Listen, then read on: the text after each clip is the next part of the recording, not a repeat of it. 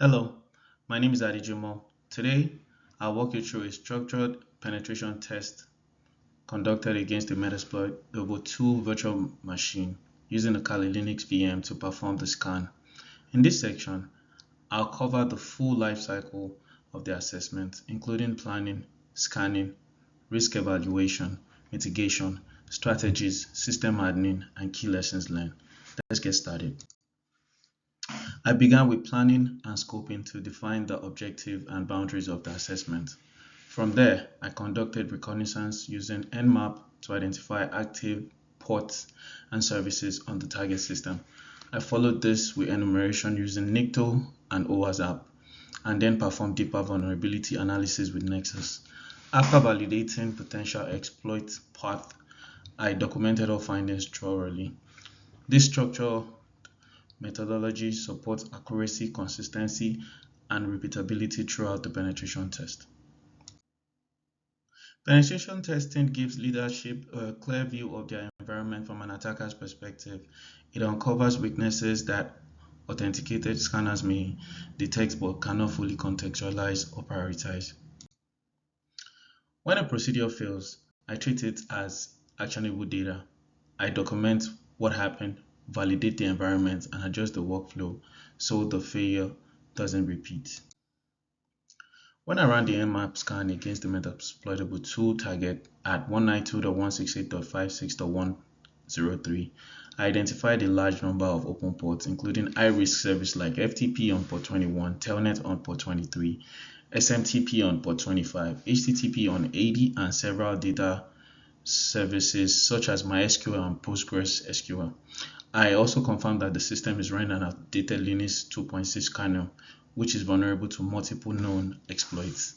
This result showed me that the attack surface is extremely broad, and they helped me prioritize which services and vulnerabilities to focus on during the rest of the assessment. I ran a deeper Nmap scan using the -A flag to enable OS detection, versioning scanning, script scanning, and trace routes.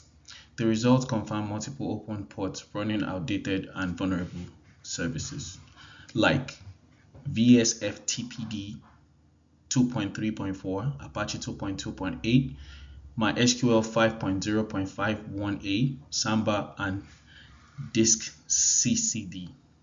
This CC stood out as the most critical because it's vulnerable to remote code execution. I also found risky services like Telnet, RSH, and Unreal RCD. These findings gave me a clear view of the system exposure and helped me prioritize high impact vulnerability for mitigation.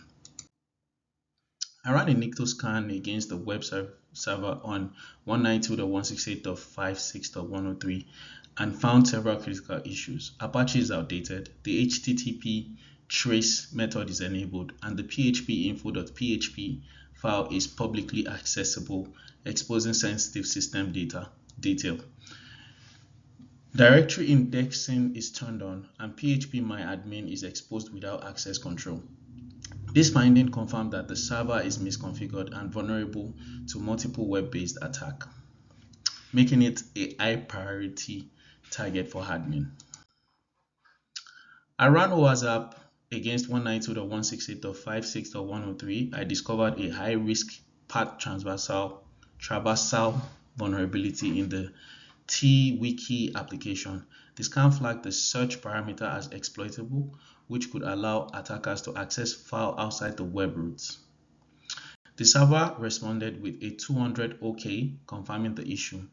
This type of vulnerability is serious because it can expose sensitive system files and lead to full compromise if chained with other exploits.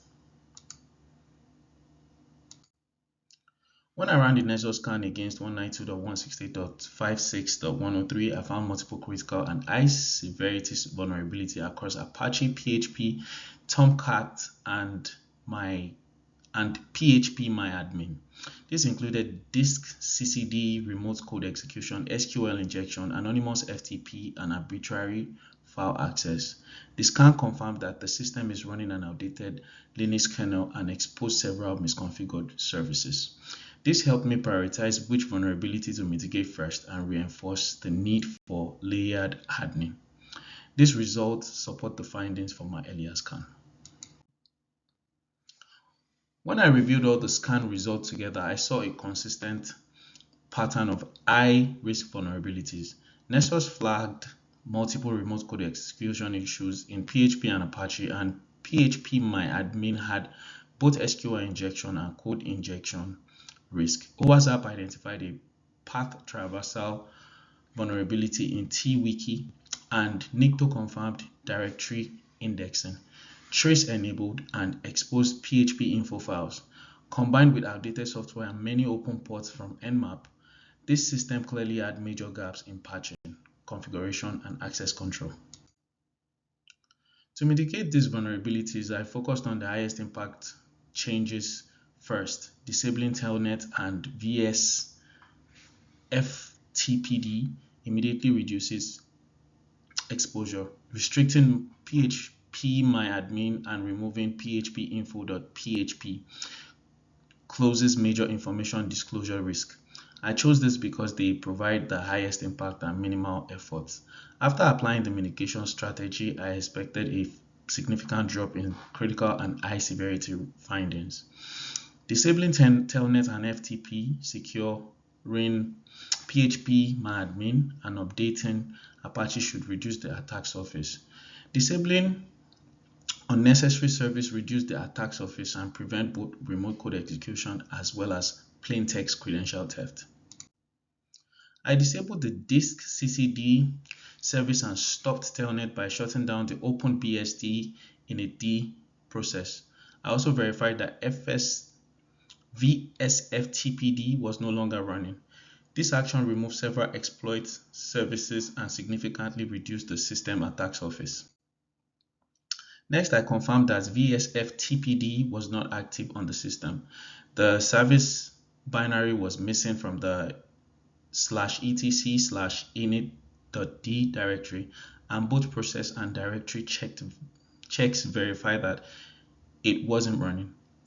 This ensures that anonymous FTP access was not available, reducing the risk of unauthorized file transfer. To disable Telnet, I stopped the OpenBSD init service and removed it from startup. This eliminated clear text login access and mitigated the risk of credential harvesting by attackers. After applying the change, I verified the standard system access remained fully functional.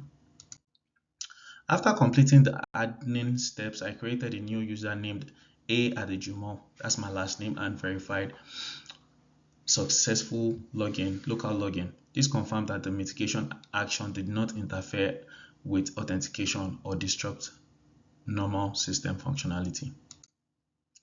I prioritized these fixes because they address the highest risk vulnerabilities with fast, low effort changes.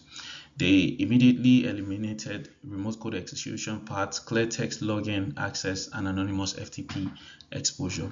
One key lesson learned is that legacy systems often required manual service management, and that simply disabling unnecessary services can dramatically reduce the overall attack surface. In conclusion, I successfully completed the full penetration testing lifecycle on the Metasploit 2 system, from initial reconnaissance through exploitation and post-exploitation analysis. Throughout the assessment, I identified several high-risk vulnerabilities, validated them with industry standard tools, and implemented practical mitigation steps to strengthen the system's defenses. The security control significantly reduced the attack surface and demonstrated how a structured methodical approach to penetration testing directly improves an organization's overall system posture. This hands-on experience reinforced key cybersecurity principles and highlighted the importance of continuous testing and remediation in maintaining resilient systems. Until next time, have a great day.